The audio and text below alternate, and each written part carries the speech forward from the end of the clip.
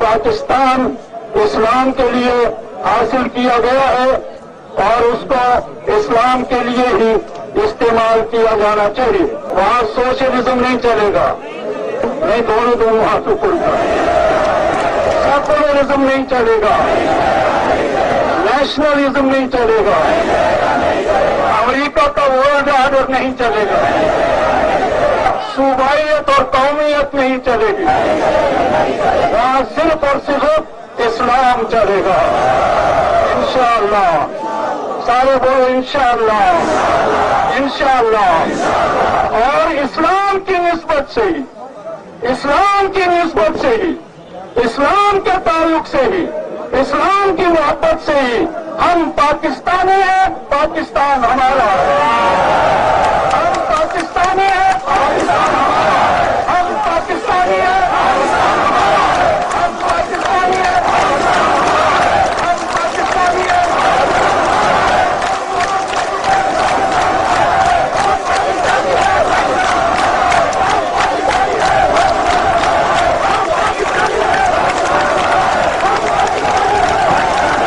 हैं, और आपको पता है उनका तो नारा बड़ा मशहूर हुआ, हम पाकिस्तानी हैं, पाकिस्तान हमारा है। ये उनका नारा था और उन्होंने वसीयत की थी कि मेरी लाश को भी पाकिस्तानी परचम में दफनाना है। जब परवेज मुशर्रफ, पाकिस्तानी फौज, पाकिस्तान के पॉलिटिकल लीडर्स, पाकिस्तान के जो रियासती इदारे और पाकिस्तानी अवाम का जो मुश्तरका मौकिफ, उस मौकिफ से जब पीछे हटा तो सबसे ज्यादा मुखालफत जो है वो सैयद अली गिलानी ने की। और वो मौका था जिसने साबित कर दिया कि सैयद अली गिलानी रहिमहुल्लाह की मोहब्बत पाकिस्तान और कश्मीरियों के साथ किसी इदारे के उकसाने के ऊपर नहीं है, बल्कि जेन्युइन। और उन्होंने बेइज्जत करके इस डिक्टेटर को, जब उस वक्त ये आप समझ लें फिरौने वक्त था मुशर्रफ, बेइज्जत करके, इसकी बेइज्जती करके उन्होंने इसे निकाला था वहां से कि मेरे साथ बात भी नहीं करनी इस मौकिफ के ऊपर कि पाकिस्तान अपने जो स्टांस जो बानिया पाकिस्तान का था उससे पीछे। और वो कौम के लिए कौमियत की बुनियाद पे नहीं, वो हमेशा यही कहते थे पाकिस्तान से मेरी मोहब्बत इस्लाम के रिश्ते पे, कश्मीर को मैं पाकिस्तान का हिस्सा बनाने का हामी हूं इस्लाम के रिश्ते में। उनके लिए पहला फैक्टर इस्लाम था। और एक वो भगोड़ा डिक्टेटर जो कहता था सबसे पहले पाकिस्तान, सबसे पहले इस्लाम, उसके बाद फिर पाकिस्तान। अदरवाइज अगर सबसे पहले आप कौमियत और मुल्क की बात करेंगे फिर तो इंडियन मुस्लिम्स भी कहेंगे कि सबसे पहले हिंदुस्तान। अल्लाह सैयद अली गिलानी रहिमहुल्लाह ताला को अल्लाह बख्श दे और क़यामत वाले दिन उन्हें कसीर मखलूक पर फजीलत अता फरमा। अल्लाह बहैसियत इंसान उनसे जो गलतियाँ और कोताहियाँ हुई उनसे दरगुजर फरमा, उनके नेक कामों का उन्हें अजर अता फरमा। उनके लवाहिकीन को, ख्वाह रिश्तेदार हों या उनके चाहने वाले, उनको सब्र और उस सब्र पर अजर अजीम अता फरमा। अस्सलामु अलैकुम वरहमतुल्लाहि वबरकातुहू। ला हौला वला कुव्वता इल्ला बिल्लाह, हस्बुनल्लाहु व निअमल वकील, या हय्यु या क़य्यूम बिरहमतिका अस्तगीथ। इंडियन कश्मीर जो है ऑक्युपाइड, उसके अंदर अल्लाह के फजल से हमारी दावत का काम बहुत ज़्यादा है, सबसे ज़्यादा। यानी आप समझ लें इंडिया के अंडर जो इलाके हैं उनमें से एक ऑक्युपाइड कश्मीर भी जो है, मकबूजा कश्मीर, जिस पे नाहक कब्ज़ा है इंडिया का, उसमें सबसे ज़्यादा यानी दावत के हवाले से अगर किसी इलाके में काम है तो वो कश्मीर ही है। और उसमें भी जो सैयद अली गिलानी रहिमहुल्लाह ताला से जो लोग अटैच हैं वो हमारी इस दावत के साथ भी अटैच हैं। 1929 में ये पैदा हुए थे और मेरा ख्याल है पाकिस्तान में शायद ये वाहिद लीडर है जिनको अवामुन नास जानती है कि ये बड़े लीडर्स में से हैं हुर्रियत के, वाकई मर्द हुर्र हैं। और ये हुर्रियत या हुर्र की ये टर्मिनोलॉजी जो यूज़ की जाती है वो सैयदना हुर्र रहिमहुल्लाह ताला व रदियल्लाहु ताला अन्हु अलैहिस्सलाम के हवाले से कि जो ऐन मैदान जंग में यजीदी लश्कर को छोड़कर सैयदना हुसैन इब्न अली रदियल्लाहु अन्हुमा व अलैहिस्सलाम के लश्कर में शामिल हुए थे। तो वो हुर्र, वो लफ्ज़ इतना मशहूर हुआ उनके नाम से कि हुर्रियत एक पूरी टर्मिनोलॉजी बन गई, इस्तिलाह बन गई। हुर्रियत कॉन्फ्रेंस कश्मीर की आपको पता है, सारी वो कंबाइंड सारी पॉलिटिकल जमातें, उसमें सबसे डोमिनेंट पर्सनैलिटी इनकी थी। सितंबर 1929 में पैदा हुए और सितंबर 21 के अंदर یعنی یہ اسی سال میں چند دن پہلے ان کی وفات ہوئی. اللہ تعالیٰ ان کی مغفرت فرمائے، انہیں نیک کاموں کا اجر عطا فرمائے اور ان کی غلطیوں سے درگزر فرمائے، آمین. آلموسٹ 92 سال ان کی عمر تھی، اور آپ دیکھ لیں آخری وقت تک وہ کتنے ایکٹیو تھے. ابھی کچھ چند ہفتوں سے ذرا زیادہ ان کی طبیعت خراب تھی کورونا کی وجہ سے، ورنہ وہ آخری وقت تک بڑے ایکٹیو رہے ہیں. ان کی سب سے بڑی خوبی جو میں سمجھتا ہوں ان کی استقامت ہے. باقی تمام پولیٹیکل لیڈرز میں وقت کے ساتھ ساتھ کمپرومائز والا سلسلہ شروع ہو گیا، لیکن یہ وہ واحد لیڈر ہے کشمیر کا جس نے کبھی کمپرومائز نہیں کیا. اور ان کی جو پاکستان سے محبت ہے وہ اتنی زیادہ تھی کہ میں نہیں سمجھتا کہ پاکستان کے کسی پولیٹیکل لیڈر یا کسی ریاستی ادارے کے سربراہ کی پاکستان سے وہ محبت ہو جو سید علی گیلانی کی تھی رحمہ اللہ تعالی، جس کا پریکٹیکل ثبوت یہ ہے کہ کشمیر کے حوالے سے جو سب سے زیادہ اون کرتی ہے نا کمیونٹی پاکستان میں مسئلہ کشمیر کو، وہ ہماری فوج ہے، اسٹیبلشمنٹ. اور ظاہر ہے کہ وہ کسی حد تک جسٹیفائی بھی ہوتے ہیں، ظاہر ہے قربانیاں بھی فوج کو دینی پڑتی ہیں بارڈر کے اوپر، لیکن ہمارے انہی اداروں کے اندر بعض اوقات کمزوری ایمان کا شکار لوگ، میں منافقین تو نہیں کہتا، وہ ایک بہت بڑا فتویٰ ہو جائے گا، لیکن کمزوری ایمان کا شکار لوگ، دنیا پرست قسم کے لوگ بھی اوپر آ جاتے ہیں، جس کی نمائندہ مثال ہمارا سابقہ ڈکٹیٹر تھا پرویز مشرف. اور اس نے آ کر امریکہ اور یورپ کے دباؤ میں وہ سٹانس پاکستان کا جو کہ بانی پاکستان محمد علی جناح رحمہ اللہ کا تھا اس سے بھی پیچھے ہٹا، اور اس نے کہا جی ہم کسی تھرڈ سلوشن کی طرف جائیں گے، جبکہ پاکستان ایک اصولی موقف کے اوپر قائم تھا کہ جو اقوام متحدہ کی UNO کی قراردادیں ہیں اس کے مطابق فیصلہ ہونا چاہیے، لیکن یہ اس سے بھی پیچھے ہٹا. اس وقت تک، اور میں یہ سمجھتا ہوں یہ بلیسنگ ان ڈسگائز ہوا، اس وقت تک انڈیا کی حکومتیں ہمیشہ سید علی گیلانی کو پاکستانی فوج کا پٹھو سمجھتی تھیں، اور وہ یہ سمجھتی تھیں کہ وہ ان کی پش کرنے کے اوپر پاکستان سے اپنی محبت کا اظہار کرتے ہیں. اور آپ کو پتہ ہے ان کا تو نعرہ بڑا مشہور ہوا، ہم پاکستانی ہیں، پاکستان ہمارا ہے، یہ ان کا نعرہ تھا. اور انہوں نے وصیت کی تھی کہ میری لاش کو بھی پاکستانی پرچم میں دفنانا ہے.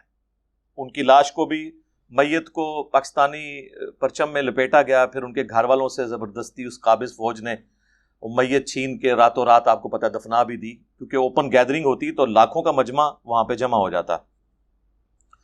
اس چیز سے بچنے کے لیے انہوں نے، اب تو میں کل خبریں سن رہا تھا ان کے گھر والوں کے اوپر بھی FIR کی ہے. ظاہر ہے ان چیزوں، ان تکلیفوں سے تو پھر گزرنا پڑتا ہے. تو اس وقت تک لوگ یہ سمجھتے تھے کہ یہ پاکستانی فوج کے کہنے پہ یہ سب کچھ کر رہے ہیں، لیکن وہ ٹیسٹ تھا کہ جب پرویز مشرف، پاکستانی فوج، پاکستان کے پولیٹیکل لیڈرز، پاکستان کے جو ریاستی ادارے اور پاکستانی عوام کا جو مشترکہ موقف پچھلے آلموسٹ آپ سمجھ لیں اس وقت تک تو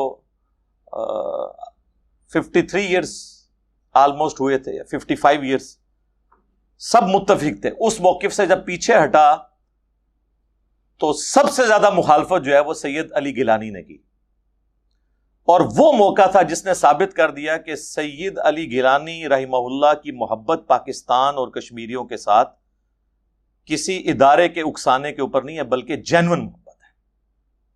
اور انہوں نے بے عزت کر کے اس ڈکٹیٹر کو، جب اس وقت یہ آپ سمجھ لیں فرعون وقت تھا مشرف، بے عزت کر کے، اس کی بے عزتی کر کے انہوں نے اسے نکالا تھا وہاں سے کہ میرے ساتھ بات بھی نہیں کرنی اس موقف کے اوپر، کہ پاکستان اپنے جو سٹانس جو بانی پاکستان کا تھا اس سے پیچھے ہٹے.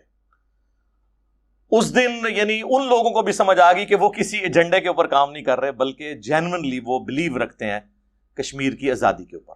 یہ ان کا ایک چیک پوائنٹ تھا. تو اسی لیے آپ دیکھیں کہ ایسے پولیٹیکل لیڈرز پھر قوموں میں اپنی لیگیسی چھوڑ کے جاتے ہیں, زندہ رہتے ہیں.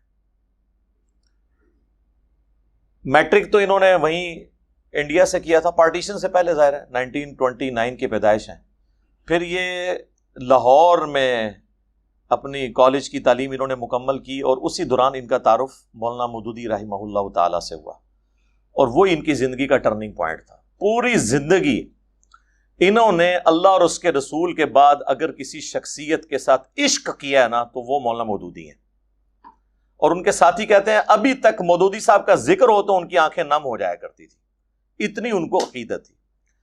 ایک مودودی صاحب سے عقیدت کی وجہ سے ان کے اندر یہ ایک جذبہ تھا, انہیں خلافت و ملوکیت کلیئر تھی. خود 30 سے زیادہ کتابوں کے وہ مصنف بھی ہیں, ڈاکٹر اقبال کی شاعری پہ بھی انہوں نے کام کیا, پلس خود سید تھے, اور سید ہونے کی وجہ سے حسینی خون ہو تو حسینیت انسان کے اندر ویسے ہی آ جاتی ہے, جینز کے اندر. یہ کافی ساری چیزیں ان کے اندر جمع تھی جس کی وجہ سے ان کے اندر اتنی دلیری تھی, اور وہ اپنی اس دلیری کے اوپر آخری وقت تک قائم رہے. اور آپ دیکھیں کہ وقت گزرنے کے ساتھ ساتھ کئی پولیٹیکل جماعتوں کے اندر, لیڈرز کے اندر تھوڑا بہت کمپرومائز والا بیہیویئر آ گیا, لیکن یہ بندہ اپنی ضعیف العمری کے باوجود, بوڑھا اور کمزور ہونے کے باوجود, جس کا پتا بھی نکلا ہوا ہو, ایک گردہ بھی کام نہ کرتا ہو, اور کئی قسم کی بیماریاں ہوں, لیکن ان کی آپ تقریریں اس بڑھاپے میں بھی سنیں, جوانوں سے زیادہ جذبہ دلانے والی تقریریں تھیں. لہٰذا یہ جو ایمان ہے نا, اس کے لیے طاقت کا ہونا ضروری نہیں ہے, ایمان کی طاقت کا ہونا ضروری ہے. پھر ایک علی گیلانی جیسا کمزور شخص بھی جو ہے وہ راہ حق میں کبھی کمپرومائز کی روش اختیار نہیں کرتا, الحمدللہ. ہم ان کے لیے دعا گو ہیں کہ اللہ تعالیٰ ان کی قربانیوں کو اپنی بارگاہ میں قبول و منظور فرمائے.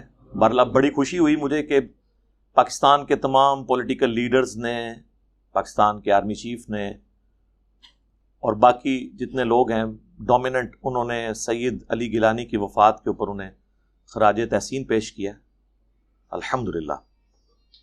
اور ان کے مرنے کے بعد کم از کم ان کی قربانیوں کو اس طریقے سے مانا گیا. ویسے زندگی میں بھی ان کو مانتے تھے, لیکن مرنے کے بعد جس طریقے سے ان کا تعارف ہمارے میڈیا میں سامنے آیا تو ہماری ینگ جنریشن کو پتہ چلا ہے کہ اس طرح کے قیمتی لوگ بھی دنیا میں موجود ہیں. آج کے دور میں بھی, میں کہتا ہوں یہ ماڈرن دور کے اندر چند جو بڑے پولیٹیکل لیڈرز ہیں نا آل اوور دا ورلڈ, ان میں سے ایک ان کی پرسنالٹی تھی. اپنی قوم کے لیے, اور وہ قوم کے لیے قومیت کی بنیاد پہ نہیں, وہ ہمیشہ یہی کہتے تھے پاکستان سے میری محبت اسلام کے رشتے پہ ہے, کشمیر کو میں پاکستان کا حصہ بنانے کا حامی ہوں اسلام کے رشتے میں. ان کے لیے پہلا فیکٹر اسلام تھا. اور ایک وہ بگوڑا ڈکٹیٹر جو کہتا تھا سب سے پہلے پاکستان, سب سے پہلے اسلام, اس کے بعد پھر پاکستان. تو اس وجہ سے وہ پھر محبت کرتے تھے, اور ظاہر ہے کہ یہی ایک کامن بانڈ ہو سکتا ہے مسلمانوں کے درمیان. ادروائز اگر سب سے پہلے آپ قومیت اور ملک کی بات کریں گے پھر تو انڈین مسلمز بھی کہیں گے کہ سب سے پہلے ہندوستان. تو مسلمانوں کے لیے کامن بانڈ اللہ اور اس کے محبوب عز و جل و صلی اللہ علیہ وآلہ وسلم کی نسبت ہے. بخاری اور مسلم دونوں میں حدیث ہے, اللہ کے محبوب صلی اللہ علیہ وآلہ وسلم نے فرمایا کہ تم آپس میں باہمی جو محبت ہے اس میں تمام مسلمانوں کو ایک جسم کی مانند پاؤ گے. جسم کے اگر ایک حصے میں تکلیف ہو تو پورا جسم اس کی تکلیف کو محسوس کرتا ہے. حتیٰ کہ مسلم شریف میں الفاظ موجود ہیں کہ اگر آنکھ میں تکلیف ہو نا تو پورا جسم رات کاٹ کے گزارتا ہے, حالانکہ آنکھ تو ایک جز ہے نا جسم کا. اس طریقے سے اگر مسلمان دنیا میں کہیں تکلیف میں ہو تو دوسرے مسلمان ان کے لیے اس درد کو محسوس کرتے ہیں. اور یہی درد ہم کشمیریوں کے لیے رکھتے ہیں, فلسطین کے مسلمانوں کے لیے, چائنا کے مظلومین کے لیے, افغانستان کے مظلومین کے لیے جن کو اب شکر الحمدللہ کچھ اس وقت صورتحال بہتر ہوئی ہے, شام کے مسلمانوں کے لیے, عراق کے مسلمانوں کے لیے, جہاں جہاں پہ بھی مسلمانوں پہ ظلم ہو رہا ہے ہم ان کے لیے جذبات رکھتے ہیں. اینڈ پہ ہم ان کے لیے دعا کر لیتے ہیں. بخاری اور مسلم دونوں میں حدیث ہے, نبی صلی اللہ علیہ وآلہ وسلم کو جب سیدنا ابو عامر رضی اللہ تعالیٰ عنہ کی وفات کی خبر پہنچی تو آپ علیہ السلام نے اپنے دونوں ہاتھوں کو یوں بلند کر کے حتیٰ کہ صحابہ کہتے ہیں کہ ہم نے آپ کے بغلوں کی سفیدی بھی دیکھ لی، کیونکہ جب آپ نے نیچے تہمت پہنی ہو اور اوپر چادر لی ہوئی ہو، نبی علیہ السلام کا عمومی لباس تہمت اور چادر تھا. کبھی کبھار آپ کرتا بھی استعمال فرماتے تھے، جبہ بھی استعمال کرتے تھے، لیکن عموماً آپ کا وہی لباس ہوتا تھا جو احرام والا لباس ہے. تو آپ نے اگر نیچے تہمت پہنی ہوئی ہو، اوپر یوں چادر لی ہو، اور پھر آپ یوں ہاتھ بلند کریں کہ اپنے چہرے سے بھی اوپر لے جائیں، تو پھر یہ بغلوں کی سفیدی ظاہر ہو جاتی ہے. تو نبی علیہ السلام نے ان کے لیے دعا کی کہ اے اللہ ابو عامر کو بخش دے اور قیامت کے دن اسے کثیر مخلوق پہ فضیلت عطا فرما. تو یہ حدیث بخاری اور مسلم دونوں میں موجود ہے. یہ اس بات کا ثبوت ہے کہ مرنے کے بعد آپ میت کے لیے دعا کریں. ایک تو وہ دعا ہے جو ہم جنازے کے اندر کرتے ہیں، بڑی مشہور دعا، سنن ابی داؤد کے اندر موجود ہے، ترمذی میں، ابن ماجہ میں، اللہم اغفر لحینا و میتنا، یہ والی دعا. اس میں بھی سارے کے سارے یعنی زندوں اور مردوں سب کے لیے دعا ہو جاتی ہے. تو میرا خیال ہے آج کا پروگرام ہم باقاعدہ طور پہ سٹارٹ کرنے سے پہلے ان کے لیے دعا کر لیتے ہیں. اللہم انی اسألک بانک انت اللہ لا الہ الا انت الاحد الصمد الذی لم یلد ولم یولد ولم یکن له کفوا احد وإلہکم الہ واحد لا الہ الا هو الرحمن الرحیم الف لام میم اللہ لا الہ الا هو الحی القیوم اللہم صلی علی محمد وعلی آل محمد اللہم اغفر لحینا ومیتنا وشاہدنا وغائبنا وصغیرنا وکبیرنا وذکرنا وانثانا اللہم من احییتہ منا فاحیہ علی الاسلام ومن توفیتہ منا فتوفہ علی الایمان آمین. اے اللہ سید علی گیلانی رحمہ اللہ تعالی کو اے اللہ بخش دے اور قیامت والے دن انہیں کثیر مخلوق پر فضیلت عطا فرما. اے اللہ بحیثیت انسان ان سے جو غلطیاں اور کوتاہیاں ہوئیں ان سے درگزر فرما، ان کے نیک کاموں کا انہیں اجر عطا فرما. ان کے لواحقین کو خواہ رشتہ دار ہوں یا ان کے چاہنے والے، ان کو صبر اور اس صبر پر اجر عظیم عطا فرما. اے اللہ حاضرین کے بھی جو چھوٹے بڑے رشتہ دار فوت ہو چکے، آج تک جتنے بھی مسلمان فوت ہوئے، اے اللہ تمام کی مغفرت فرما. اے اللہ پوری دنیا میں جہاں کہیں بھی مسلمان کافروں کے خلاف برسر پیکار ہیں، اے اللہ ظلم کی چکی میں پس رہے ہیں، کشمیر کے مسلمان، چائنا کے مسلمان، افغانستان کے مسلمان، شام کے مسلمان، فلسطین کے مسلمان، عراق کے مسلمان، جہاں کہیں بھی اے اللہ تکلیف میں ہے، اے اللہ غیب سے ان کی عزت، آبرو، جان مال کی حفاظت فرما اور انہیں اس تکلیف سے جلد از جلد نجات عطا فرما. اے اللہ جن جن بھلائیوں کا سوال تیرے محبوب صلی اللہ علیہ وآلہ وسلم نے تجھ سے کیا، ہمارے حق میں، ہمارے ماں باپ کے حق میں، ہمارے بیوی بچوں کے حق میں، پوری امت کے حق میں قبول و منظور فرما. جن جن چیزوں کے شر سے تیرے محبوب صلی اللہ علیہ وآلہ وسلم نے تیری پناہ طلب کی، ہمیں، ہمارے ماں باپ کو، ہمارے بیوی بچوں کو ان چیزوں کے شر سے اپنی پناہ عطا فرما. اے اللہ ملک پاکستان کی خیر فرما، پورے عالم اسلام کی خیر فرما، عالم اسلام کو اندرونی اور بیرونی خطرات سے محفوظ فرما. اے اللہ جتنے مسلمان یہاں پہ موجود ہیں ان کی نیک دلی جائز دعائیں اپنی بارگاہ میں قبول منظور فرما. جتنے لوگ اس ویڈیو کی وساطت سے ان تک یہ پیغام پہنچے گا، اے اللہ ان کے دلوں میں بھی جو نیک اور جائز دعائیں ہیں اپنی بارگاہ میں قبول منظور فرما. سبحان ربک رب العزت عما یصفون وسلام علی المرسلین والحمد للہ رب العالمین وصلی اللہ علی النبی الکریم وعلی آلہ واصحابہ اجمعین الی یوم الدین. دروشی پڑھیں. اللہم صلی علی محمد وعلی آل محمد.